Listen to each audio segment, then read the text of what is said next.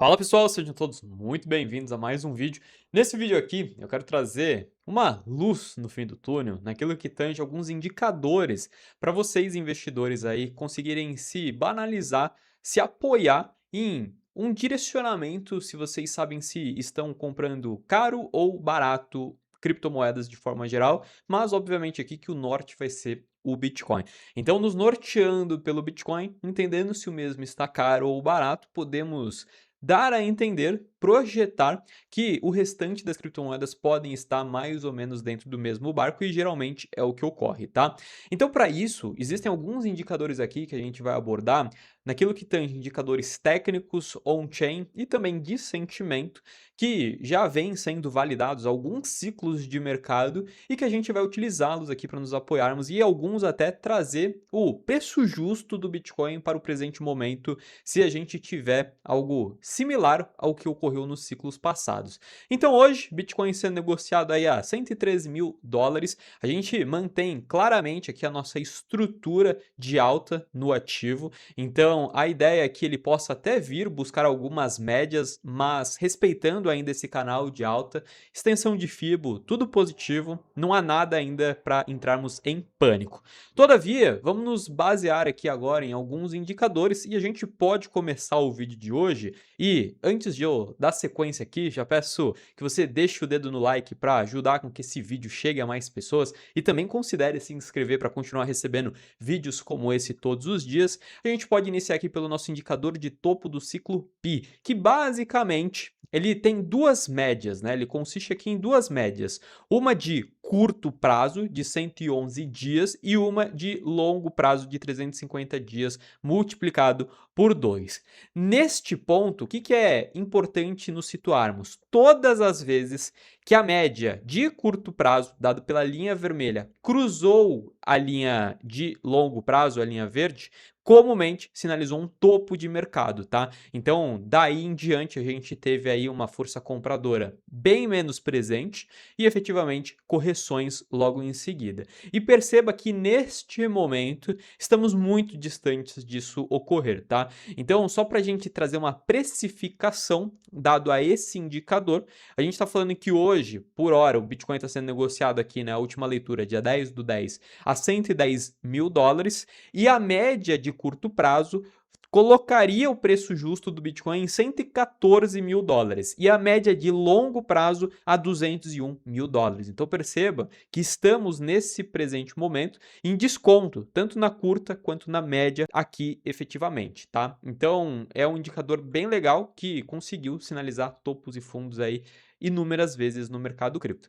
Dando continuidade a um indicador muito assertivo que identificou topos e fundos, a gente tem talvez aquele que para mim é o meu favorito, que é o MVRV Z-Score. Esse é um indicador on-chain que ele vai pegar o valor de mercado e o valor realizado da rede do Bitcoin, ou seja, ele vai pegar a média de precificação da aquisição dos Bitcoins ao longo da história e vai colocar efetivamente o quão sobrecomprado ou subvalorizado o preço do Bitcoin está diante dessa média. E essa média, que é justamente a relação de preço médio da rede, é como se fosse o valor justo aí dentro dessa premissa. E neste momento, a gente está em torno de 1,82, ou seja, 1,82 vezes. Então, o valor atual do Bitcoin a mercado são de 1,82 vezes maior do que o valor da média de aquisição desses bitcoins.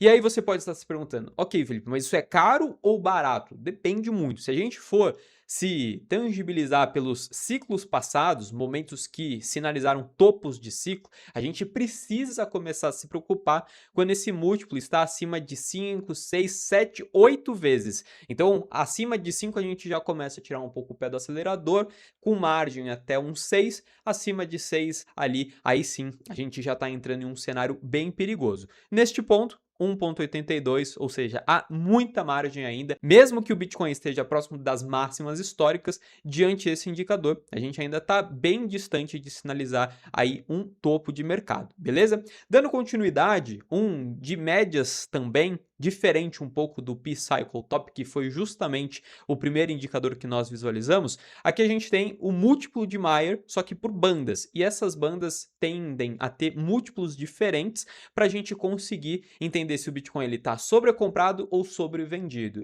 E aí essas bandas ficam aqui em sobrevendido, em cenário pessimista, em cenário otimista, em cenário extremamente otimista e cenário mega ultra otimista.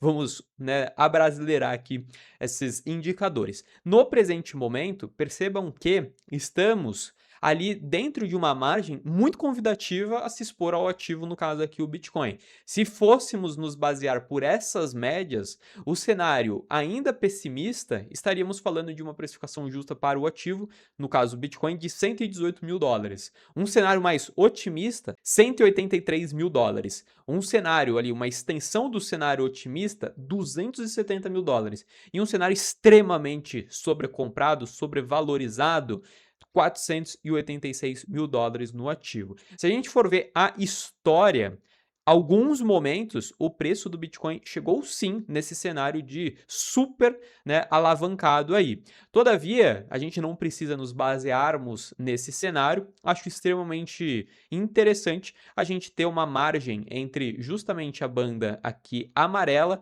dessa vermelha mais clara. Então seria a média entre 270 a 183. Então a gente poderia colocar uma precificação justa do Bitcoin ali acima de 200 mil dólares facilmente pela banda aqui do múltiplo de Mayer.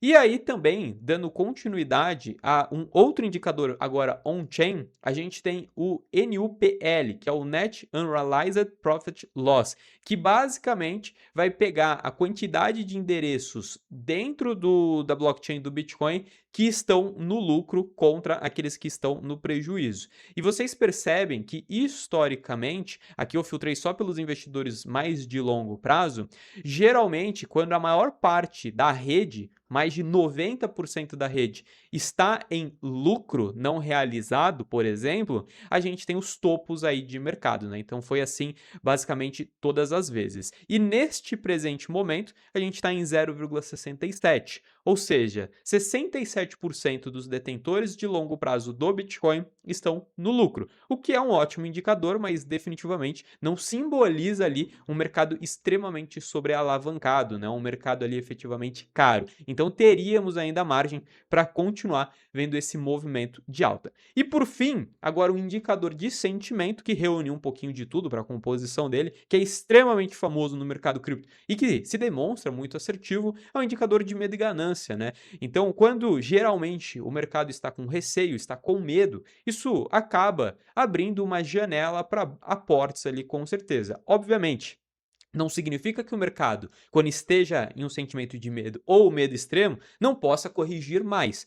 Todavia, principalmente dentro do sentimento atual do mercado, que é mais ruído do que efetivamente fundamento, que os fundamentos todos se mantêm sólidos, a gente tem aí algumas boas oportunidades. Foi assim todas as vezes, desde, por exemplo, metade de 23, que é quando a gente tem o histórico desse indicador aqui, mas se a gente for buscar outros indicadores com histórico maior, também tem, né, se repetido da mesma maneira. Então percebam que todas as vezes que a gente teve aí esses picos de medo ou medo extremo no mercado cripto, a gente estava muito próximo ou se não inclusive num fundo de mercado. Então os investidores que deixam para comprar quando esse sentimento está em medo ou medo extremo, comumente fazem bons aportes, boas compras, tá? E aí eu acho que é até válido a gente destacar aqui que é sempre importante dar uma diversificada, fazer uma estratégia de DCA, que é você ir comprando de maneira recorrente, não trazer um grande aporte de uma única vez. Mas se você conseguir pegar todo esse compilado de indicadores aqui e perceber que é um momento mais interessante de fazer um aporte maior, também é extremamente válido. Você vai tentar